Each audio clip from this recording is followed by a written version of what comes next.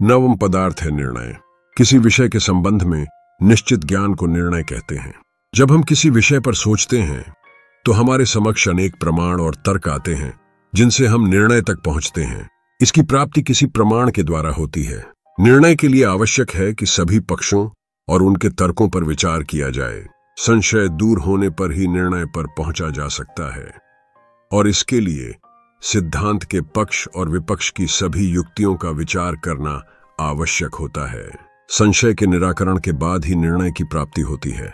इसकी प्राप्ति के बाद निर्णायक के मन में कुछ भी संशय अवशिष्ट नहीं रहता।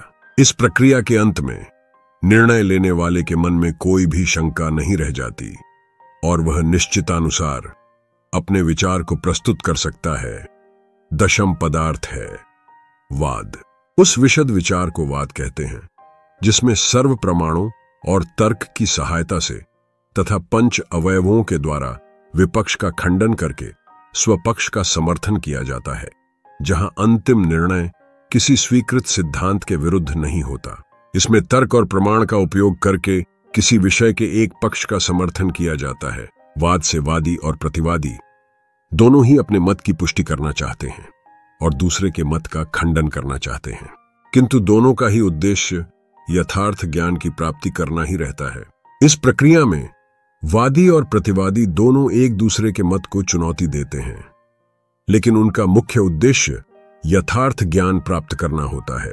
वाद के विभिन्न अवयवों के माध्यम से वैज्ञानिक दृष्टिकोण से समर्पण और साक्ष्य प्रस्तुत किए जाते हैं। 11वां पदार्थ है जल्पवादी और प्रतिवादी के कोरे वाद। विवाद को जल्प कहते हैं, जिसका उद्देश्य यथार्थ ज्ञान प्राप्त करना नहीं होता है। जल्प वह अवस्था है जिसमें वादियों का उद्देश्य केवल विजय प्राप्त करना होता है, न कि यथार्थ ज्ञान की खोज करना। इसमें वाद के सभी लक्षण तो वर्तमान रहते हैं, लेकिन इसमें सत्य प्राप्ति की इच्छा का अभाव रहता है। यहाँ वादियों का उद्देश्य केवल विजय प्राप्त करना रहता है। वकील कभी कभी अपनी बहस में जल्प का प्रयोग करते हैं। जल्प में तर्क का उपयोग केवल अपने पक्ष को मजबूत करने के लिए किया जाता है, जिससे बहस अप्रासंगिक हो जाती है। नेताओं, टीवी एंकरों की डिबेट में आप देख और अनुभव कर सकते हैं कि उनका सत्य से कोई लेना देना नहीं होता। 12वां पदार्थ है वितंडा। वह स्थिति जिसमें वादी अपने पक्ष की स्थापना या सिद्ध नहीं करता, केवल प्रतिवादी के विपक्षी के पक्ष का खंडन ही करना मुख्य लक्ष्य होता है। वितंडा एक ऐसी तर्क प्रक्रिया है जिसमें वादी अपने पक्ष को सिद्ध करने वाले सिद्धांत प्रस्तुत नहीं करता है, बल्कि प्रतिवादी के तर्कों को काटने में ही लगा रहता है। यहां लक्ष्य बस प्रतिवादी को पराजित करना होता है, न कि अपने विचार को स्पष्ट और सुस्पष्ट रूप से प्रस्तुत करना। जल्प और वितंडा में अंतर यह है कि जल्प में वादी किसी न किसी तरह अपने मत का प्रतिपादन करता है और प्रतिवादी के मत का खंडन कर उस पर विजय प्राप्त करना चाहता है, किंतु वितंडा में तो वह केवल प्रतिवादी के मत का जैसे तैसे खंडन करके जीतना चाहता है।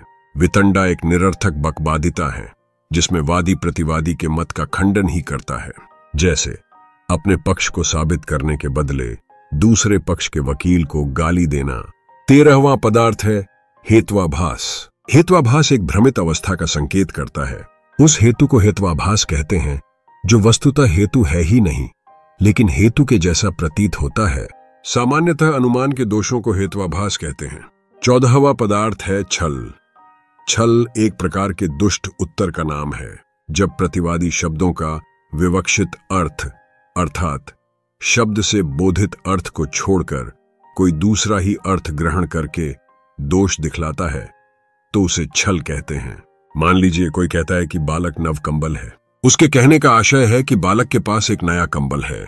अब यदि कोई नव कंबल का दूसरा ही अर्थ लेकर यह आक्षेप करे कि नहीं, बालक नव कंबल नहीं है क्योंकि उसके पास 9 कंबल नहीं है, तो यह छल होगा। व्यापक अर्थ में प्रयुक्त शब्द को संकुचित अर्थ में लेकर या मुख्यार्थ को छोड़कर गौण या लाक्षणिक अर्थ को लेकर आक्षेप करना भी छल होगा। 15वां पदार्थ है जाति। जाति शब्द यहां एक विशेष अर्थ में प्रयुक्त हुआ है। जब हम वादी की दोष रहित युक्ति का खंडन करने के लिए किसी भी प्रकार के सादृश्य या वैषम्य पर अवलंबित दुष्ट अनुमान की सहायता लेते हैं, तो उस अनुमान को जाति कहते हैं। मान लीजिए एक अनुमान है कि शब्द अनित्य है क्योंकि यह घट की भांति एक कार्य है। अब यदि इस अनुमान का खंडन करने के लिए कोई कहे कि नहीं, शब्द नित्य है क्योंकि यह काल की तरह अदृश्य है, तो जाति होगी, क्योंकि नित्यता और अदृश्य में कोई नियत संबंध नहीं है। इस प्रकार छल और जाति विशेष दुष्ट उत्तरों के प्रकार हैं, जहां वार्तालाप में शब्दों का गलत अर्थ ग्रहण करके या सादृश्य का प्रयोग करके किसी विचार का खंडन गलत तरीके से किया जाता है। ये सभी तर्क के गलत तरीकों का प्रतिनिधित्व करते हैं और किसी भी बहस को जटिल बनाते हैं। वाद विवाद में इन्हें जानकर ही विद्वान पराजय से बच सकते हैं। 16वां पदार्थ है निग्रह स्थान। वाद विवाद में जहां पराजय का स्थान पहुंच जाता है उसे निग्रह स्थान कहते हैं। निग्रह स्थान के दो कारण हैं, एक तो गलत ज्ञान और दूसरा अज्ञान। जब कोई वादी या अपने विपक्ष की युक्तियों का अर्थ ठीक रूप से नहीं समझता है या समझ नहीं सकता, तो वह एक ऐसी स्थिति में जाता है जहां उसे हार माननी पड़ती है। जब वाद विवाद में कोई प्रतिज्ञा हेतु को बदलता है या दोषपूर्ण युक्तियों की सहायता लेता है, तो वह भी उसकी पराजय का कारण होता है। धन्यवाद। ऐसे ही वीडियो देखने हेतु करें सब्सक्राइब।